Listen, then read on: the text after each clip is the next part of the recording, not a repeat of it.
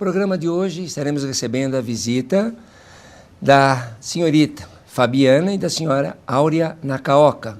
Ambas são colaboradoras na instituição Cláudio Amâncio, que é uma casa para codependentes e dependentes químicos, que você já conhece. E no programa de hoje estaremos abordando o tema alcoolismo feminino, tratamento e recuperação.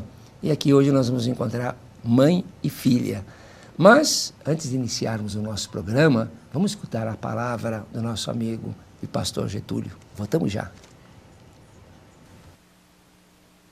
Querido assinante, Cláudio Amâncio, equipe do programa, convidados, estamos juntos novamente, isso é muito bom. Sempre muito especial para mim, muito especial poder compartilhar alguma coisa que Deus tem colocado no coração para dividir com cada um que está conosco. Eu quero deixar o Salmo 118, verso 1. Deem graças ao Senhor porque Ele é bom. O seu amor dura para sempre.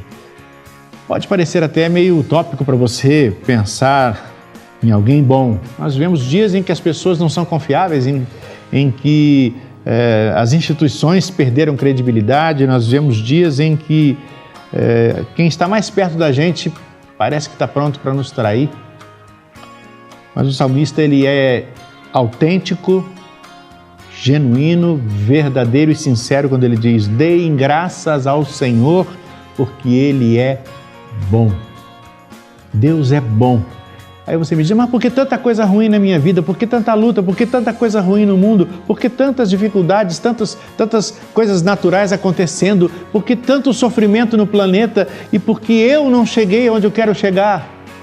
Talvez porque você ainda não tenha buscado ao Senhor como precisa buscar e não tenha reconhecido o quanto Ele é bom, percebendo o quanto Ele tem cuidado de você. É interessante que na sequência o salmista diz que o amor do Senhor dura para sempre. Não é uma coisa que acontece num momento e depois some, desaparece ou se perde no meio das outras coisas da vida. Não, o amor de Deus está sempre diante de nós e esse Senhor está sempre ao nosso lado, sempre nos sustentando, sempre nos fazendo continuar caminhando, nunca desistir.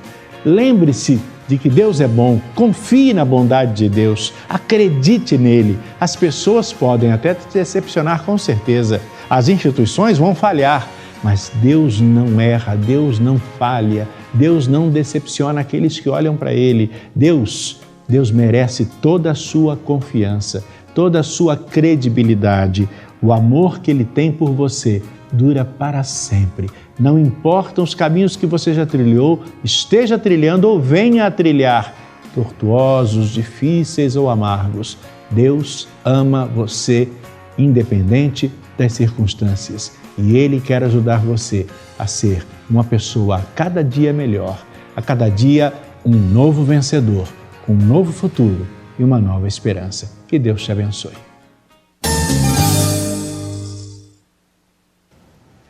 Estamos de volta novamente com o nosso programa aqui, entrevistando a nossa companheira Fabiana e sua mãe Áurea. E você, assinante, se tiver alguma dúvida no programa de hoje, entre em contato conosco através do nosso e-mail, programaabc@net.com.br ou pelo nosso hotline, pelo nosso WhatsApp, 11 973 18 84 36 e tiram suas dúvidas, porque desse outro lado temos alguém que também entende bastante sobre dependência e vai poder trocar algumas ideias e direcioná-la. Pois é, as companheiras aqui são amigas da casa e quase já entrei entrevistando. A gente está tão habituado de nos ver no dia a dia e agradeço a participação da nossa colega, amiga Fabiana, que tem um maior carinho por ela, e por você, Áurea, que são companheiras de salas da nossa casa já há alguns anos. E é um prazer poder trocar algumas ideias e a experiência que vocês, ao longo desses anos, puderam desenvolver e passar hoje para os nossos telespectadores, que com certeza têm mães, muitas vezes de filhas alcoólicas ou que estão entrando no mundo das substâncias e não sabem como lidar com a situação. E você, eu lembro quando veio assim, né, bem sofrida, como é que vamos assim trabalhar com essa filha, com esse probleminha. Então eu vou fazer um bate-bola um pouquinho com você, um pouquinho com a sua mãe.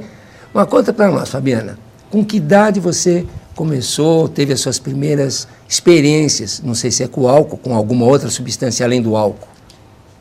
A minha primeira experiência foi com álcool, né? Eu comecei com 14 para 15 anos, junto àquela turminha, vai todo mundo para um barzinho, tomar uma cerveja escondida de todo mundo, né?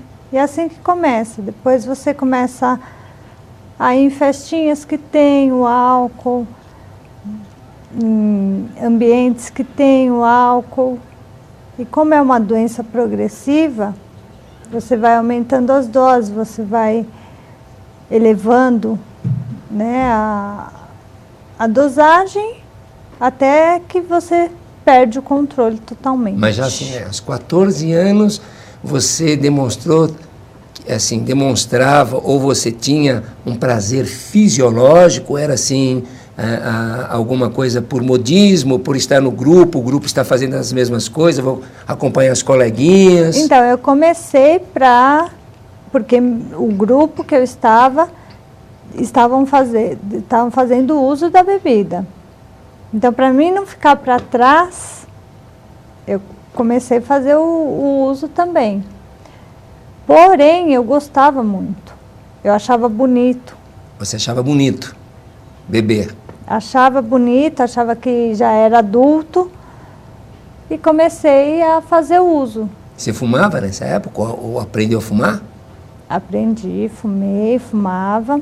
Também achava bonito? Achava bonito, eu achava que eu era adulta já, porque eu fumava, bebia, então eu já achava que eu era adulta. E sua mãe sabia?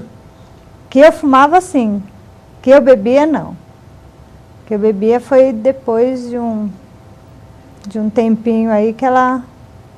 E assim, na sua casa, você alguma vez teve como criação a utilização de álcool, ou tinha como modelo um pai, ou um tio, um avô, alguém que estava mais próximo, que bebessem bem? Que bebessem bem, assim, eu não posso falar que eu vi. Minha mãe, no caso, bebia, meu pai também, né? Mas ver alguém bêbado, não. Não. Nunca vi. E como é que você sabe? Você via sua mãe beber, seu pai beber?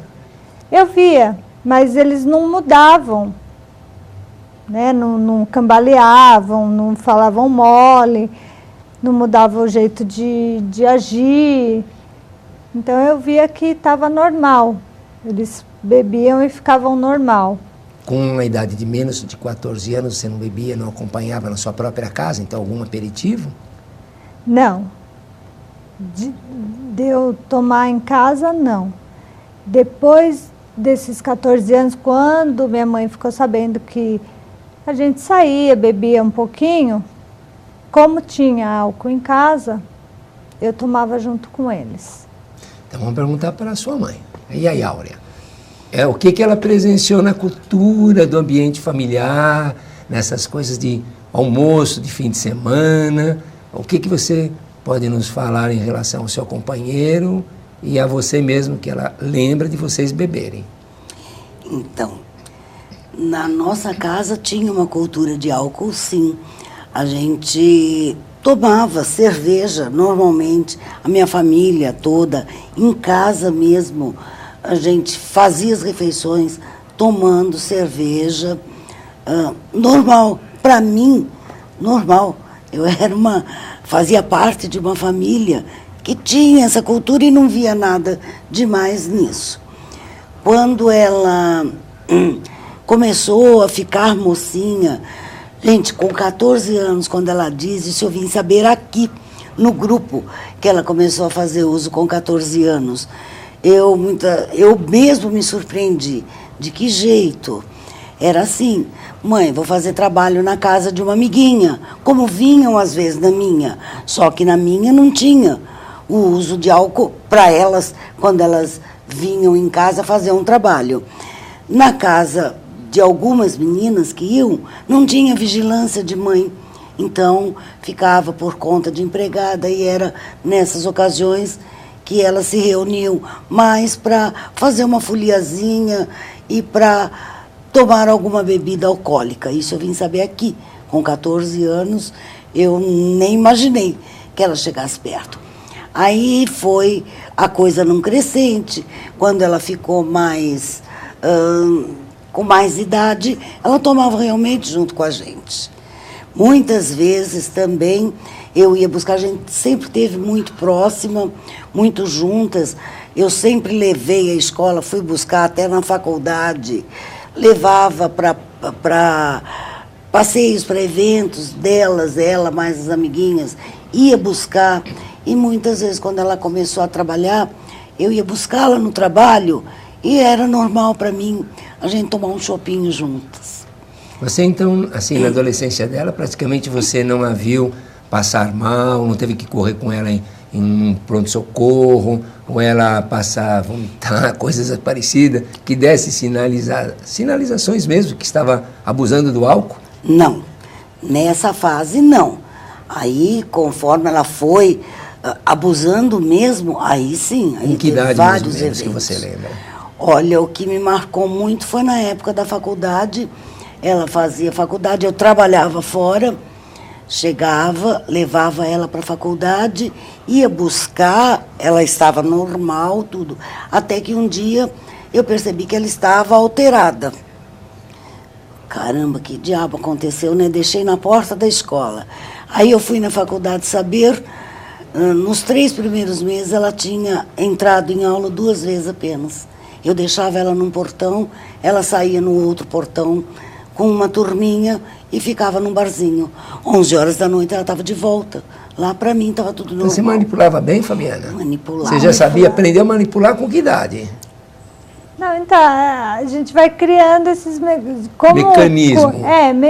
Porque com 14 anos, ela não podia saber que eu bebia.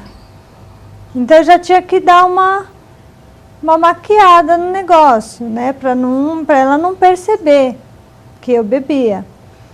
Então, você vai criando esses mecanismos. Realmente, ela me deixava na porta da faculdade. Eu entrava por um portão, eu passava direto e ia para o outro portão lá embaixo, que só tinha bar ali embaixo. Então, o que me chamava a atenção era a rua de baixo e não a faculdade. Né? Você entrou com que idade na faculdade? Não lembro. 19 anos? 18, 19 anos? Não, menos. Com menos ainda? Menos. Você ia fazer o que nessa época? Faculdade de? Eu fiz 1 ano de psicologia, né? E tive que trancar a matrícula por problemas financeiros. Quando eu retornei, me impediu um pouco e eu fui fazer nutrição.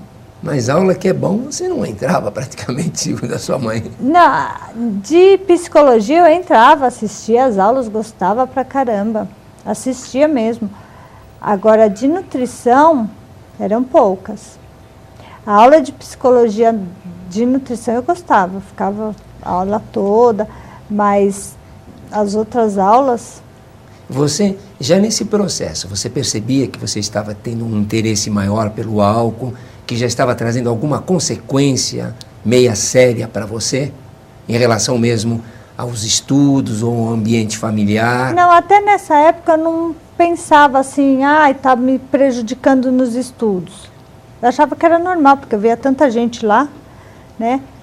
Mas eu comecei a perceber que eu estava tendo um problema quando a minha mãe sempre teve latinhas em casa, né? Então eu tomava 1, 2. Para ninguém ficar falando que eu estava bebendo muito, eu saía de casa. Mas eu saía já no propósito de parar em algum lugar para tomar mais, sem ninguém falar nada. Então aí eu vi que realmente eu tinha um problema, porque ela tomava 2 latinhas e ficava bem. E você precisava mais? E eu precisava mais. Quantas mais você precisava? Olha, Cláudio, quanto viesse, quanto maior quantidade, melhor era para mim. Isso não alterava seu estado de humor, fisiologicamente? A sua mãe não percebia? Quando Aí eu chegava bêbada, geralmente eu chegava bêbada, né? Então, e com que idade começam essas bebedeiras? Então, aí a coisa começou a ficar fora de controle, ainda na faculdade, que começou a sair para festinha com os amigos de grupo da faculdade, aí ela chegava alterada. Eu percebia, olha, combinávamos o horário de voltar, nunca dava certo. Chegava alterada, Fabiana, você bebeu, só tomei 2 latinhas. Só o jeito dela falar, ela ficava mais agressiva. Mas eu pensava, é a influência do grupo, isso vai passar, é uma fase, vai passar. E fui protelando, até que a coisa foi ficando cada vez mais séria. Ela começou a sair de casa com qualquer propósito. Eu vou na igreja. Eu achava lindo, olha que lindo. Está indo na igreja. Não era igreja. Aí ela sumia, não atendia celular, ela não precisava mais de companhia para ir para um barzinho, sentar e beber, ela bebia sozinha. Então aí que foi ficando, a gente foi tomando as providências que achava certo e que era, na verdade, tudo errado. Quais foram as primeiras investidas que vocês deram? Olha, foram de brigas, muitas. Brigava, falava, o pai não falava. E eu brigava com o pai porque eu achava que ele também tinha que falar. Então era sempre eu que falava, eu que brigava. E as promessas dela, olha, nunca mais, pode confiar, fica tranquila. Fabiana, olha, você vai sair, você lembra da semana passada? Pode ficar sossegada, mãe. Não, e de novo, tudo igual. Eu cheguei a bater nela. Eu cheguei a ter uma atitude que até hoje eu penso, meu Deus, que insanidade. Numa festa de família, numa festa junina, foi servido vinho quente. E tinha o vinho lá não de boa qualidade para se fazer o vinho quente. E eu fui dormir, estávamos todos em família numa chácara, né? E ela ficou com o pessoalzinho lá. E ela bebeu muito desse vinho ruim. Eu não vi, eu dormi, só no dia seguinte que o pai acudiu, a minha irmã acudiu. Eu fiquei muito possessa, mas eu não queria que ninguém percebesse da minha família que não tínhamos controle nenhum.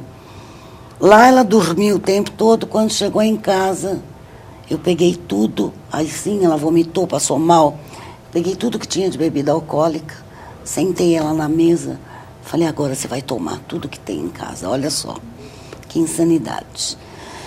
E ela chorando, imagina, de ressaca de um vinho ruim, eu fazer ela tomar vinho, cerveja, tudo que tinha lá. Falei, você vai tomar tudo que tem aqui, não quero que sobre nada.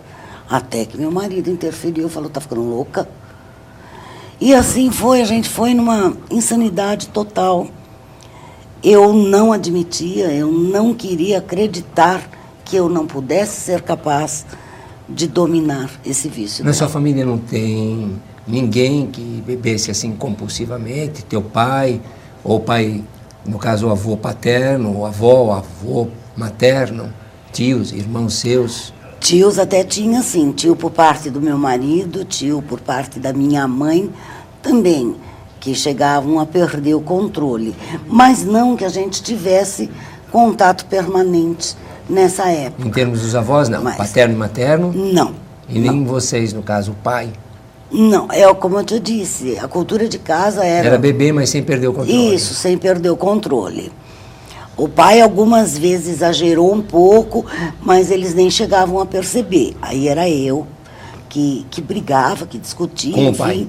Que tem isso. Que o pai às vezes exagerava um pouquinho. Isso, mas não assim de ficar totalmente descontrolado. Só percebia que exagerava, aí chamava atenção. Mas acho que eles nunca nem perceberam. É porque a gente sabe que hoje, cientificamente, é sabido que a predisposição é fisiológica. Então ela poderia, ou talvez até realmente tenha, a predisposição geneticamente, não é? Então, como a doença é física, não é psíquica, não é? Muitas vezes a pessoa pensa, não é? Que a coisa é uma questão de opção. Não é opção, beber ou utilizar uma substância. Há uma familiaridade e há facilitadores pela imaturidade psíquica ou mesmo emocional, e muitas vezes junto com essa predisposição fisiológica. Então ela vem de pai que já bebia um pouco mais, você bebia, talvez na gestação também tenha bebido. Então propicia. Há uma facilidade fisiologicamente, mas complementando isso, você como mulher, quais fatores que você acha que contribuem ou facilitam a mulher beber mais? Ou mesmo no seu caso, como mulher, situações, fatores que contribuem para o alcoolismo da mulher? O alcoolismo feminino, ele vem num crescente hoje em dia. Antigamente não era assim, né? Mas vem num crescente. Eu acho que ansiedade, eu acho que às vezes até para você se soltar mais, para você ter um pouco mais de, se sentir um pouco mais livre, porque você, com o uso da substância, você se sente um pouco mais livre, você perde os pudores e você se sente mais livre. No meu caso era isso. Você era uma pessoa tímida, retraída? Sim, sempre fui. Sempre foi. Então, realmente é um desencadeador. Então aí o que você faz? Se você está num ambiente com muitas pessoas, a minha tendência era ficar de canto, era ficar isolada, porque por ser tímida, eu tinha muita vergonha. E quando eu fazia o uso, você se soltava? Eu me soltava, eu conseguia conversar com as pessoas, isto. Então, eu acho que isso é um fator muito forte, grande, sem dúvida. Né? E eu acho que hoje em dia, esse crescente a facilidade dos jovens, e principalmente mulher está crescendo muito. Isso tem muito a ver com a igualdade. E é muito fácil, também por causa dessa igualdade entre trabalho, serviços, né? Ela se coloca como que ela pode fazer tudo que um homem faz. Hoje ela pensa dessa forma. Antigamente era o homem que bebia, a mulher não bebia, né? Mas hoje ela se coloca em pé de igualdade. E isso vem aumentando num crescente que você vê meninas hoje, né? Meninas mesmo, jovens assim, que você olha e fala, meu Deus, como que pode? Bebe quase tanto igual um homem, é verdade. É o famoso binge que eles tomam no final de semana, pegar um pileque, bebe muito, muito, muito. E as famílias acham isso até um pouco moderno, mas não é moderno não, viu, família? Tem que ficar muito, muito atento a filhos. Essa coisa que, como a Fabiana está colocando, ou a família, menos desavisada, achar que é fase, não é fase. Tanto o álcool como já foi colocado de início que é um processo lento. Se há familiaridade sanguínea nessa genealogia da família, a predisposição é maior.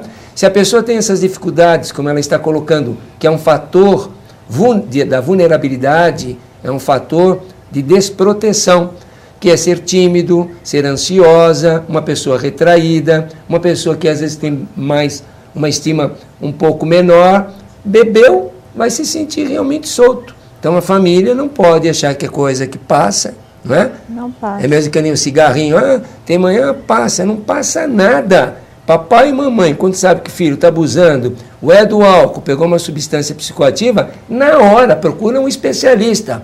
Leva filho sim, vai mãe, vai pai. Se você achar que isso passa, o seu filho, já só a sua leitura diante desse fato, o que ele vai entender? Legal, eles aceitaram. Amanhã não é mais aquele cigarrinho que você pegou, já é o kit cigarrinho. Você vai encontrar completo daqui a alguns meses. E você vai acreditar, né, que é do vizinho. Papai, não se engane. Pegou, busca já orientação. Gosto de papai e mamãe bem responsável em relação ao uso. Porque é verdade, você viu o que sua mãe disse? Isso passa. Daqui a um pouco, bate. Não é batendo, não é xingando, não é fazendo o filho ingerir. É procurando quem entende. Então, busque um especialista, procure um centro de referência de dependentes ou de usuários, para vocês saberem como lidar com a situação, porque a coisa cresce. Cresceu? Muito. Muito.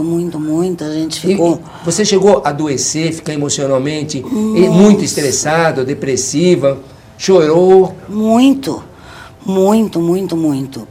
Depressiva, comecei a me isolar, porque eu não queria que ninguém na família soubesse.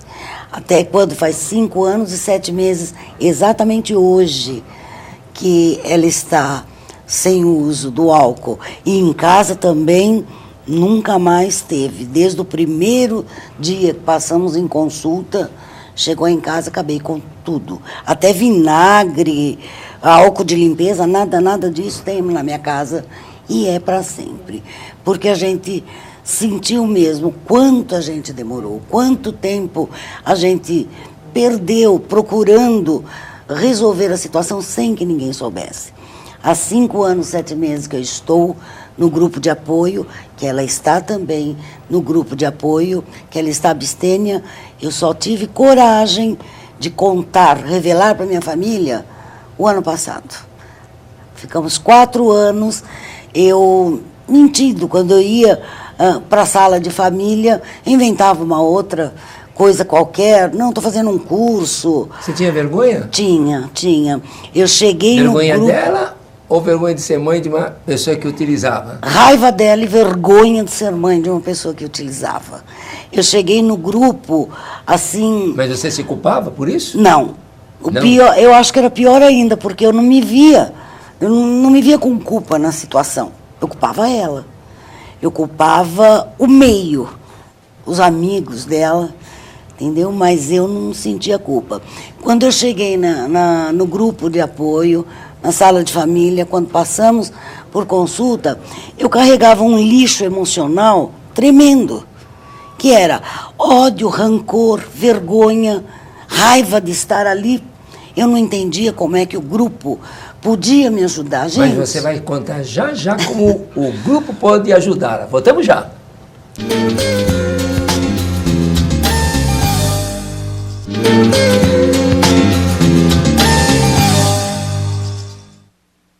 De volta com o programa Família, recebendo hoje a visita de Fabiana e de Áurea Nakaoka. Ambas são colaboradoras da instituição Cláudia Mâncio. E há alguns anos, não é de agora não. E estamos falando sobre o alcoolismo feminino e o tratamento, como é que se dá e como se deu o tratamento da recuperação da Fabiana. E vendo assim, 2 olhares, da mãe, que representa a família, diante de uma filha que estava fazendo uso abusivo e se tornou realmente dependente de álcool, e ela como se deu conta e como ela pôde ir se recuperando. É esse processo que nós estamos passando para você. Portanto, se você tiver e precisar de alguma orientação, e principalmente na conversa de hoje, entre em contato conosco através do nosso e-mail, programabc@net.com.br, ou pelo nosso hotline, WhatsApp, 11 973 18 84 36. Desse outro lado também tem alguém que vai te atender muito cordialmente e sabendo muita coisa, porque também é uma especialista em dependência química e vai te dar suporte para gerenciar o seu caso. Então, entre em contato conosco. Muito obrigado pela presença de vocês. Vamos continuar, uma vez que a sua mãe explicar a expectativa que o grupo, na realidade ela tinha maior expectativa e pensando o que o grupo pode me ajudar. Então, ela vai contar o que o grupo pode colaborar para você. Pois é. No começo foi muito difícil entender. Foi muito difícil para mim a aceitação de que minha filha era uma dependente do álcool. A aceitação de eu estar no grupo, eu ter que estar. Eu não achava que eu estava lá por mim, porque eu também tinha. Eu não acreditava que era uma doença.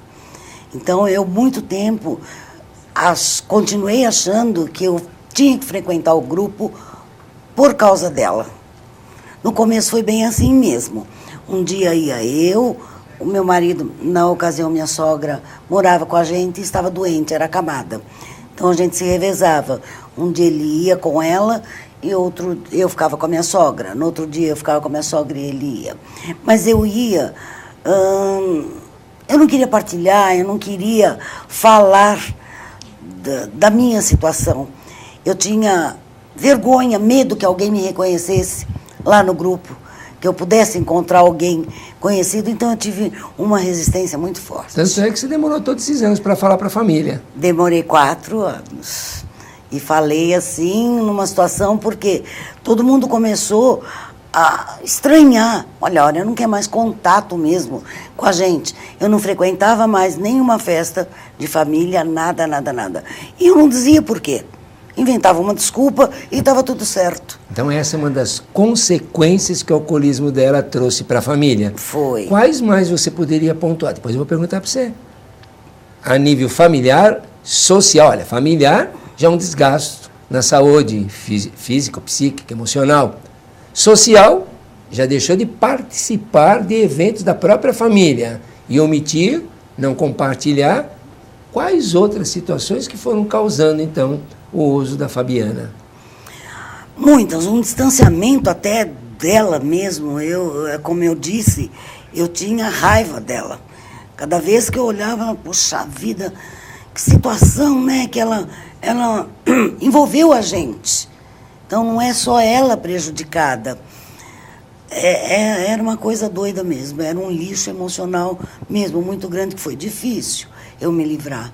Foi difícil de eu entender que o grupo estava lá para me ajudar a arejar meus porões. Mas antes de você chegar no grupo, provavelmente você, com essa raiva, com esse ressentimento, deva ter passado, ou não estava vivendo mais com uma alegria de uma família. Não. Ficou mais disfuncional a família? Muito. Em relação a lidar mesmo os sentimentos com o companheiro, com o filho, com filha, com as pessoas? Com as pessoas. Eu comecei a me isolar, porque eu não queria sair, eu não queria ir nem no portão da minha casa. Era do trabalho para casa, eu não queria encontrar com ninguém que perguntasse para mim, tudo bem? E eu ter que dizer, tudo bem. Eu não me sentia à vontade para isso. Tal era, eu falava, gente, não tem mais jeito. Já fizemos tudo, né, entre aspas, que podia, não tem jeito, não vai ter volta. Você chegou a procurar que tipo de tratamento? Se é que procurou tratamento? Nenhum. Nenhum? Nessa época, não. Foi quando a Fabiana ficou um dia todo bebendo. Ela saiu para uma entrevista de trabalho pela manhã, eu monitorando, que eu já estava acostumada. E lá para 1h da tarde, quando ela falou comigo pela última vez, eu falei, de novo. Só que ela estava no centro da cidade. E ela acabou nem indo fazer a entrevista? Não fez nada, não lembra de nada. Minha sobrinha, que encontrou com ela na saída do trabalho dela, bastante alcoolizada. Esse dia, minha sobrinha me ligou, chorando. Tia, que eu faço? Toma um táxi e vem para cá. Quando ela chegou, eu vi a situação, fui direto para o hospital com ela. Estava à beira de um coma alcoólico. Aí que ela só foi se dar conta que ela estava no hospital 10h da noite. Aí eu pensei, não tem que procurar ajuda. Eu já conhecia a casa, conhecia superficialmente a instituição por um trabalho que nós fizemos na casa, na empresa que eu trabalhava, um dia de ação social, e a instituição escolhida foi a instituição Cláudio Amâncio. Então foi a primeira coisa que me veio, agora não tem jeito, agora eu tenho que ir, mas não sabia nada, só tive contato aquele dia e nada, nunca imaginei estar do outro lado. E na sua vida, o alcoolismo, aí você já conseguia detectar as consequências que estava causando? Olha, eu conseguia ver algumas coisas, né? Tudo a gente não consegue ver. Eu já era uma pessoa que não conversava em casa. Eu gostava de entrar em casa e ir para o meu quarto e que ninguém chegasse para falar nada, que ninguém chegasse para conversar. Eu não queria conversar com ninguém. Eu entrava dentro de casa e ia para o quarto. E lá eu ficava. Comecei a me isolar dos meus amigos porque, na minha cabeça, se eu pudesse tomar uma sozinha, por que eu ia dividir com outra pessoa? Então, para mim, então eu não queria. Eu queria sair sozinha. E para não correr o risco de encontrar alguém em São Caetano, que eu sempre vivi em São Caetano, eu ia para outros lugares. Para não correr o risco de encontrar alguém. Então eu via que isso, eu fui perdendo amigos, porque ninguém queria sair com uma pessoa que fica bêbada assim, né, toda hora. Então os amigos já não queriam mais sair comigo, eu já não queria mais sair, eu já não queria mais conversar em casa, eu já não queria ter contato, eu já sentia ela, né, meio que mais isolada, mais triste, mais revoltada. E aí começa assim, você começa a ter vergonha, depressão, porque o que eu achava é que eu fui a causadora daquilo. Né? Então, de ver as pessoas, os meus amigos, se afastando de mim... Ou você se afastando deles? Também. Eu comecei a perceber que tinha alguma coisa que não estava indo muito bem. E você já estava bebendo muito? Quanto você bebia diariamente já nessa época? Já. Todos os dias? Todos os dias. Cerveja? Sim. Quantas latinhas você chegava a beber quando você estava assim, mais no embalo? Fim de semana, por exemplo? Acho que umas 3, 4 engradadinhos de latinha. Engradado? Engradadinho, aqueles que vem 12, né? 12? Durante o dia? Muita cerveja. Durante o dia ou durante a noite. Às vezes eu não bebia durante o dia e saía para festinhas, barzinho, e no embalo você vai. Eu não tinha medida. Eu falava assim, eu sei começar, mas eu não sei parar. E é realmente isso. Às vezes eu saía sem pensar em bebida, nada, e quando eu vejo eu estava bebendo. E falando nisso, você chegava às vezes a pensar, eu vou parar de beber? Sim, ou se esforçava? Não, eu cheguei até a fazer promessa. Eu tentei de todas as formas parar. A que horas do dia que você fazia e que horas do dia você quebrava? Não, então, eu fazia sempre à noite, né? No dia seguinte já Olha, tinha amanhã esquecido. não bebo mais, eu chegava lá pelo meio-dia, 2 horas da tarde, eu estava quebrando. Realmente, por isso que é doença. E assim, eu via as pessoas num bar ou numa padaria, beber uma e ir embora. E eu falei, eu vou fazer isso, eu tenho força para fazer isso. Ele faz, por que eu não posso fazer? Era a porta de entrada. Eu não conseguia beber uma e ir embora. E ficava no bar mesmo? Ficava no bar, sentada. O que eu fazia era assim, eu entrava, não era num bar, era sempre em padaria. Sentava no balcão, pedia minha cerveja, pagava. Por isso que eu falo, para a mulher é muito mais fácil. Porque em menos de 5 minutos aparecia alguém do seu lado. E vai pagar. E vai pagar, porque daí ele vê que você está tomando, acabou aquela, ele pede outra, só que daí é ele que está pagando. A minha eu já paguei. E aí é muito mais fácil, porque daí você vai e a pessoa vai pagando para você. E você não precisa fazer nada. Aprendeu a estratégia de como usar. Então, quer dizer, é fácil. Tanto com o álcool quanto com a química. Porque eu conversei com as meninas e elas falam, não, era fácil para mim. Então, quer dizer, essa facilidade para a mulher é o grande perigo.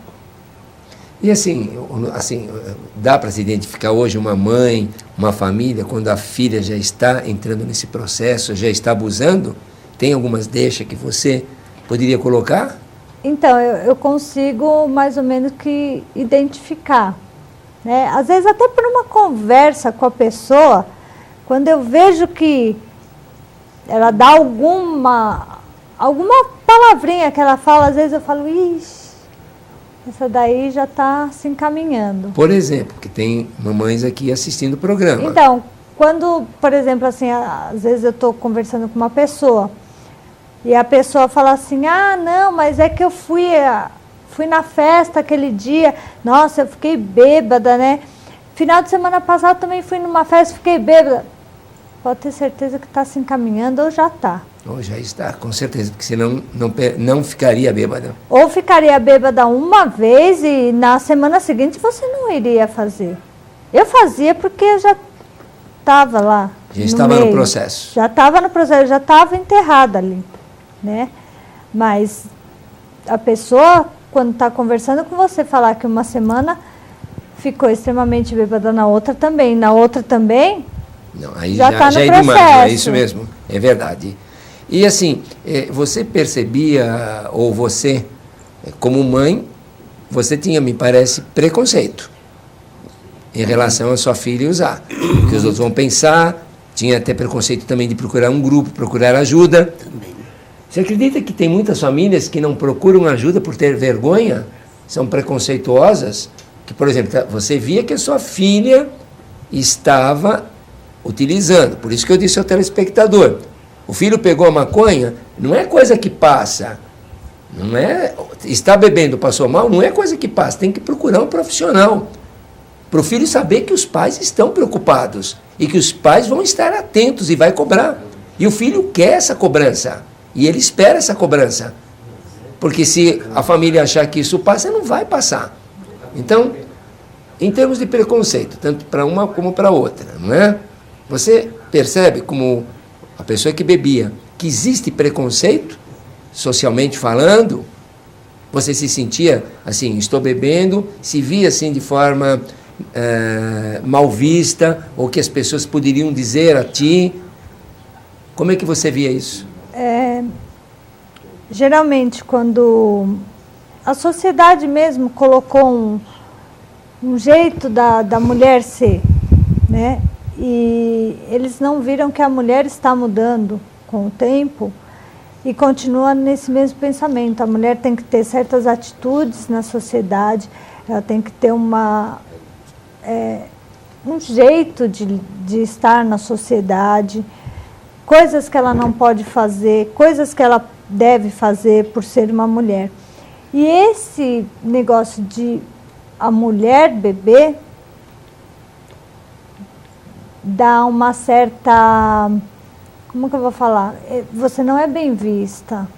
A cultura da mulher realmente não é essa, não é? Você não é vista como uma pessoa séria. Sem você dúvida já alguma. é uma pessoa... você é uma pessoa diferente das outras mulheres que tem... Há um rótulo, e esse rótulo vai ser cobrado. E o homem faz essa leitura, e a família faz, e a sociedade faz. Isso é o preconceito. Esse é o preconceito. E vocês também, por vir dessa cultura, atribuem, e isso diminui até a autoestima. Sim, eu tinha uma baixa estima minha, eu não me sentia bem. Qualquer roupa que eu colocava eu não gostava, eu me olhava no espelho eu não gostava de mim, né? Eu não gostava do que eu via, eu queria ser outra pessoa, ter um outro rosto, um outro cabelo, eu queria ser outra pessoa, eu não gostava do que eu era. Então isso bebendo você fugia dessa situação. Sim, eu não lembrava que eu não gostava de mim, que eu não me amava. Isso me lembra o Pequeno Príncipe, né? Bebo por quê? Para esquecer. Mas eu li muito esse livro. Leio, pego, às vezes, eu passo um tempo, eu leio de novo, porque a percepção é diferente em cada momento da sua vida. Verdade. Então é muito... Eu acho muito legal isso, né? Um livro conseguir levar você para um caminho que antes você leu, mas não pensou daquela forma. Hoje você está pensando de outra. Verdade. Então, isto é interessante. Mas isso você está vendo agora devido ao tratamento. Sim, eu estou vendo isso devido ao tratamento, porque hoje eu me cuido. Hoje eu me visto bem, eu procuro me vestir bem, eu procuro estar arrumada, eu procuro... Hoje eu gosto do que eu vejo. Hoje eu me aceito do jeito que eu sou. Antes não. Antes não tinha isso. Antes era um chinelo, uma calça e uma camiseta. Para mim estava bom. Para quem eu era, para quem eu achava que era. Não precisava mais. Para a pessoa que tá bom. Realmente, o sentimento era de baixa estima, sim.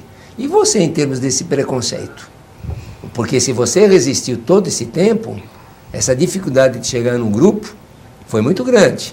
E eu também vejo que muitas famílias têm essa dificuldade de chegar num grupo, exatamente por essa barreira. O que a família vai falar, o que os vizinhos vão falar, como se ninguém soubesse. Então, o preconceito era bastante, e eu acho que é principalmente da família que tem uma filha, uma menina envolvida. O menino, o rapaz, é claro que ninguém gosta de ver o filho chegar alcoolizado. É muito ruim. Agora, com a menina, era assim que eu via, é 1000 vezes pior. Meu Deus, ela é uma menina. Ela... Ainda pequenininha, ganha, né, pois Fabiana? pequenininha, de uma consistência física, pequenininha, como é que pode chegar bêbada? Então, era terrível, terrível, terrível. Eu tinha muito, muito preconceito mesmo. Tanto é que quando nós passamos em consulta, tudo que eu queria era internação. E quando você sugeriu a internação, eu falei, beleza. Fiz que entreguei, agora é problema dele, não é mais problema meu, é problema do terapeuta. Ela não quis, ela pediu mais uma chance. E teve, e se saiu bem. Teve. Aí a gente, tanto eu quanto meu marido, porque antes do grupo eu tinha um marido, eu não tinha um companheiro. E nem ele uma companheira. Cada um fazia suas coisas, só comunicava. Então ele aderiu também ao programa e juntos estamos até hoje. E o que o programa, assim, o programa de recuperação, a sala de família, pôde trazer de bom para você? Assim que você, lógico, você se sentiu bem, você está dizendo, tinha um marido, agora você tem um companheiro. Quais coisas mais contribuíram para você? Eu vi no grupo, assim, como eu disse, eu tive muita dificuldade de acreditar no grupo. Na primeira dificuldade, eu vi o carinho, o acolhimento, eu vi uma parceria de todos do grupo. Então, eu ficava meio afastada, não conversava com ninguém.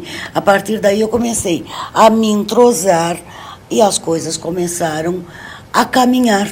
Eu vi que era ali o meu alento, era ali que eu podia falar das minhas angústias, das minhas aflições, das minhas conquistas, das minhas falhas, e ver através do companheiro que estava partilhando também onde eu podia melhorar.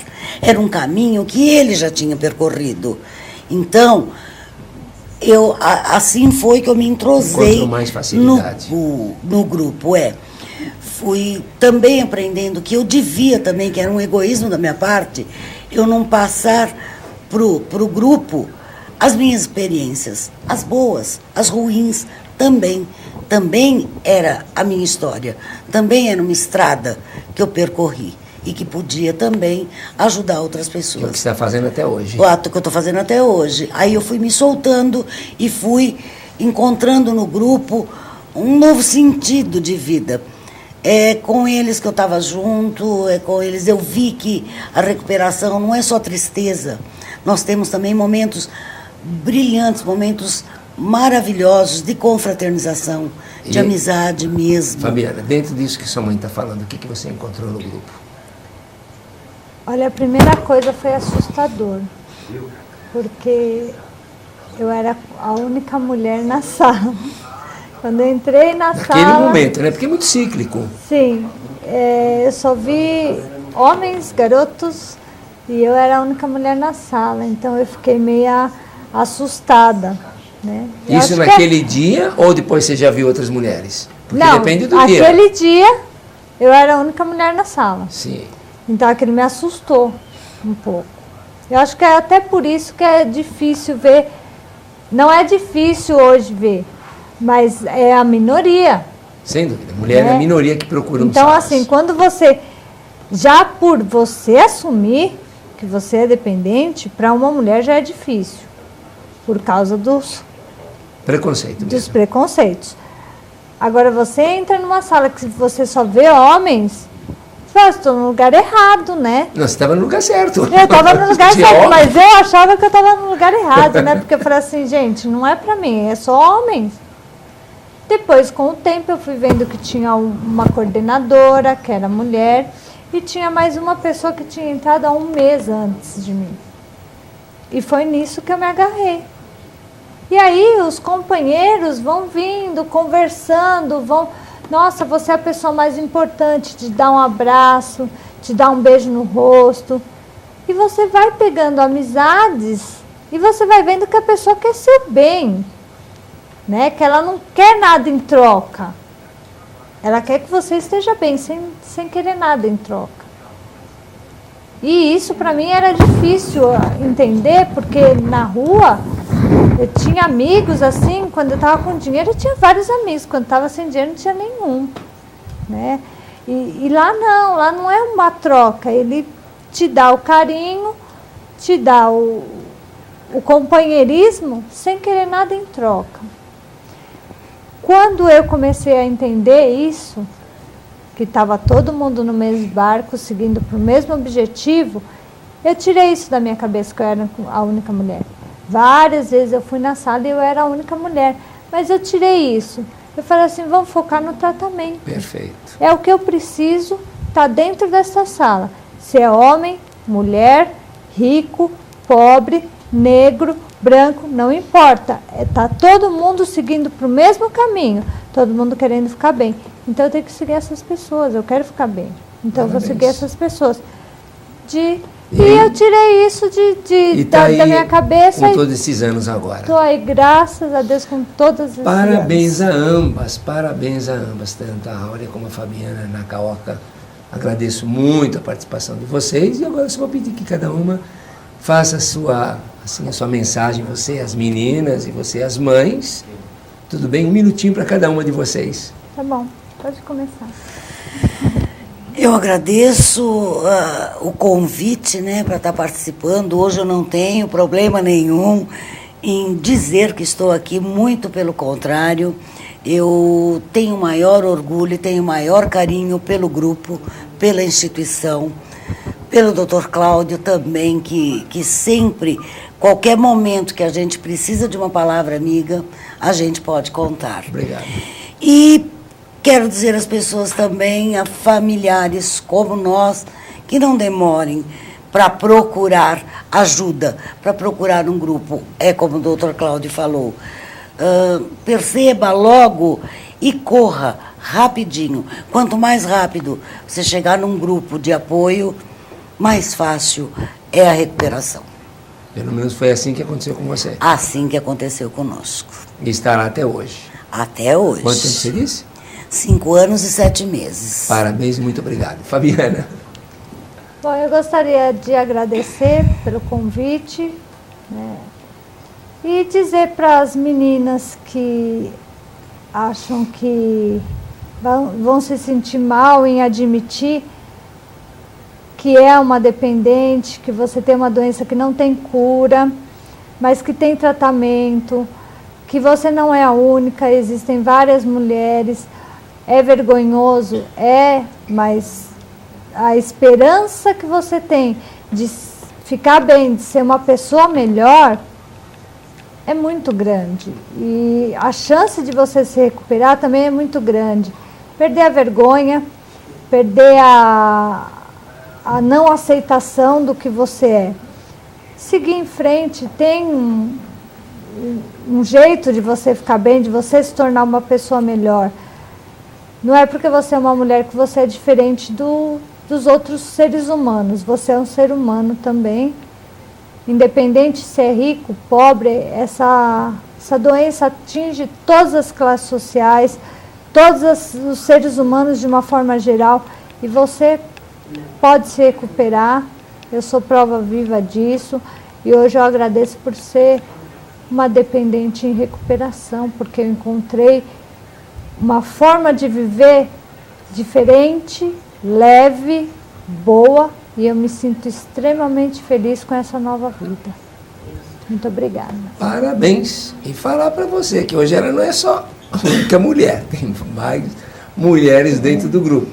Então, parabéns, agradeço a presença tanto de você, Áurea, tanto de você, Fabiana. Muito obrigado por serem colaboradoras durante todos esses anos, com esse entusiasmo, com essa coragem, com esse dinamismo e essa expressão para o telespectador de esperança, como vocês passaram. Foi uma palavra muito boa, tanto para a mãe como para aquelas pessoas que precisam acreditar que há uma vida assim depois é só querer, não é? Só Após querer. qualquer substância. E dizer a você, telespectador, que esse programa conta com o apoio da instituição Cláudia Amâncio, que conta com essas famílias, tanto a família codependente como dependente, diariamente, todos os dias na Rua Antônio Bento, 104, centro de São Caetano. Conta com o apoio da Igreja Batista Betel, através da palavra do pastor Getúlio, do programa de voluntariado do canal NET Cidade, senão não poderíamos estar aqui, do nosso amigo Djalma Lorenzini, de Espaço Vivo e Paisagismo de São Caetano, que nos manda semanalmente esses ornamentos, e convidar vocês de qualquer grupo anônimo, falar sobre família, sobre qualquer transtorno que abale, modifique o comportamento da família. Você está convidado, manda o seu tematista, você que gosta de falar e entende do assunto. Esse é um programa democrático que precisamos da participação de todos. Nosso muito obrigado, um forte abraço e até o próximo programa.